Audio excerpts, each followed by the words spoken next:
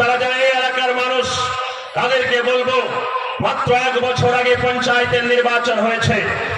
যে পঞ্চায়েতের নির্বাচনের সময় দাঁড়িয়ে আপনারা দাঁতে দাঁত চেপে নিজের মেরুদণ্ড সোজা করে যে লড়াইটা দিয়েছিলেন, একদম আপনার করিমপুর, তেহট্ট, পলাশীপাড়া, কালীগঞ্জ থেকে শুরু করে সদর ধবুলিয়া পর্যন্ত সেই লড়াইটা আগামী 13 তারিখে আবার দিতে হবে।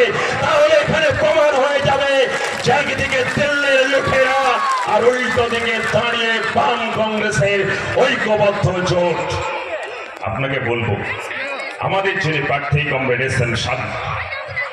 এসএম সাদি এই জেলার শ্রমিক আন্দোলনের নেতা, কৃষক আন্দোলনের নেতা, ছাত্র আন্দোলনের মধ্য দিয়ে উঠে আসা, তার পরীক্ষার মধ্য দিয়ে উঠে আসা। আপনারা যারা এখানে আমাদের কথা শুনছেন, যারা ভাবছেন যে তৃণমূল কংগ্রেস বলে একটা রাজনৈতিক দল আছে, যারা বিভিন্ন মিটিংয়ে মিছিলে মঞ্চে দাঁড়িয়ে তারা বলে যে বিজেপির বিরুদ্ধে তারা নাকি লড়াই করবে ঐক্যবদ্ধভাবে, তারাই নাকি একমাত্র শক্তি। কিন্তু আপনাকে মনে করিয়ে দিতে চাই, মাস 6-7 আগে যখন গোটা ভারতবর্ষের গণতন্ত্রপ্রেমী মানুষ, গোটা ভারতবর্ষের যারা সাধারণ মানুষ, যারা সংবিধানকে রক্ষা করতে চাই, ভারতবর্ষের সংবিধানের মৌলিক অধিকারকে রক্ষা করতে চাই, সেই মানুষগুলোর ডাকে সাড়া দিয়ে দেশের বামপন্থীরা, দেশের কংগ্রেস এবং একসঙ্গে ঐক্যবদ্ধ হয়ে যারা আওয়াজ তুলল যে দিল্লির যে সরকার, সেই সরকারের বিরুদ্ধে ঐক্যবদ্ধভাবে একটা জোট তৈরি করতে হবে।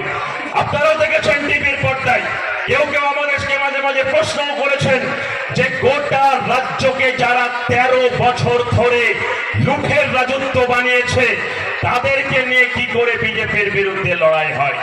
আমরা বামপন্থীরা সেই সময় বলেছিলাম স্পষ্ট ভাষায় যে ওরা যারা যাচ্ছে মাঝে মাঝে ইন্ডিয়া জোটের মিটিং এ, দেখবেন 2-4 দিন যাওয়ার পরে ওরা ইন্ডিয়া জোটের মিটিং এ আর থাকবে না।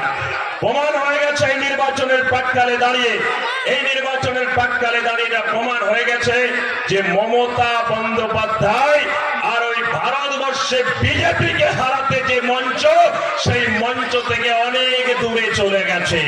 কিন্তু আপনার এলাকার তৃণমূলের প্রার্থী, আপনার এলাকার তৃণমূলের প্রার্থী মাঝে মাঝে ফটর ফটর করে ইংরেজিতে বক্তৃতা করে পার্লামেন্টে দাঁড়িয়ে সে বিজেপির বিরুদ্ধে লড়াইয়ের একটা মাসিয়া হতে চাইছে। আপনাকে বলবো, পার্লামেন্টে দাঁড়িয়ে ভারতবর্ষের পার্লামেন্টের ইতিহাসে কথা বলে যে ভারতবর্ষের পার্লামেন্টে দাঁড়িয়ে ভারতবর্ষের জনগণ যখনই বিপদে পড়েছে, জনগণের রুটি রুচি, জনগণের শিক্ষা, স্বাস্থ্য, কর্মসংস্থান যখনই প্রশ্নের সামনে দাঁড়িয়েছে, পার্লামেন্টে বুক চিতিয়ে লড়াই করছে বামপন্থীরা। সেই বামপন্থীদের লড়াইয়ের ইতিহাস আছে।